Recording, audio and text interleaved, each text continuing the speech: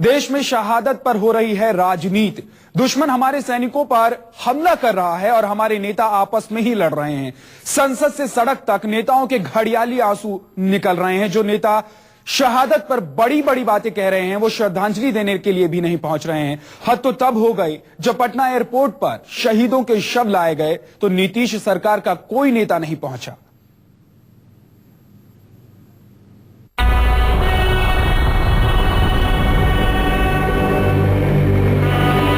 श्रद्धांजलि की ये धुन बिहार तो क्या पूरे देश में सुनाई दे रही होगी।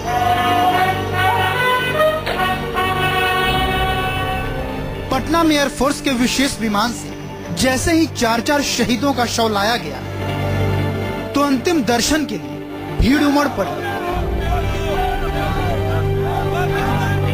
श्रद्धांजलि की धुन बजी तो नेता भी पहुंचे। बीजेपी के सुशील मोदी, आरजेडी के नेता पहुंचे,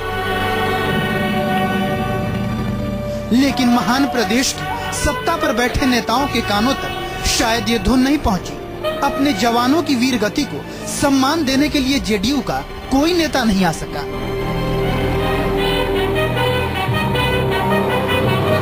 शहादत पर बड़ी बड़ी बातें करने वाले, शहादत पर राजनीति करने वाले सत्ताधारी नेताओं से पूरा देश सवाल पूछ रहा है। क्या शहादत की इस धुन से सत्ता के नशे में सोए नेताओं की नींद उजड़ती है?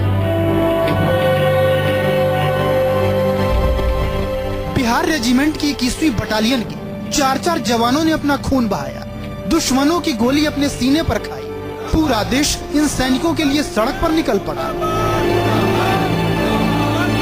पाकिस्तान को सबक सिखाने की मांग हो रही है, लेकिन जब शहीदों का शव पटना पहुंचा तो जनता दल यूनाइटेड के किसी नेता को शहीदों के अंतिम दर्शन के लिए पहुंचने की फुर्सत नहीं मिली।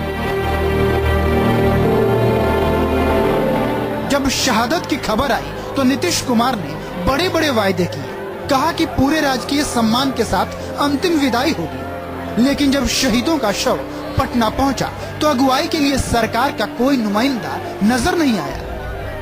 हमारे जवान वहाँ मारे गए, वो शहीद हैं, इसलिए पूरे स्टेट ऑनर्स के साथ, राजकीय सम्मान के साथ उनका अंतिम संस्कार होगा और उनके परिवार परिजनों को हम लोग प्रति परिवार 10 लाख रुपए की सहायता भी देंगे। शायद शहादत पर नेताओं को घड़ियाली आंसू बहाने की आदत है, इसीलिए जो नेता यहाँ पहुँचे वो भी राजनीति से बाज नहीं है।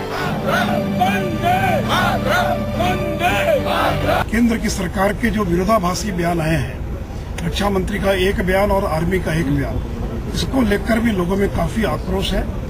इसलिए केंद्र की सरकार को सारी स्थिति को स्पष्ट करना चाहिए और इस अपमान का बदला केंद्र की सरकार को पाकिस्तान से लेना चाहिए। सुशील कुमार मोदी कुछ दिन पहले तक किसी सरकार के अंग थे, आज अलग हुए तो सुर बदल गए। बहरहाल जिस तरीके से पटना एयरपोर्ट पर शहीदों को श्रद्धांजलि देने नीतीश कुमार और उनकी पार्टी का कोई नेता नहीं पहुंचा, उससे तो साफ है कि शहादत उनके लिए कोई मायने नहीं रखती। जिस धुन को सुने कलेजा फट जाता है, उसका असर नीतीश सरकार पर नहीं होता, वो तो सत्ता के नशे में चूर गहरी नींद में है।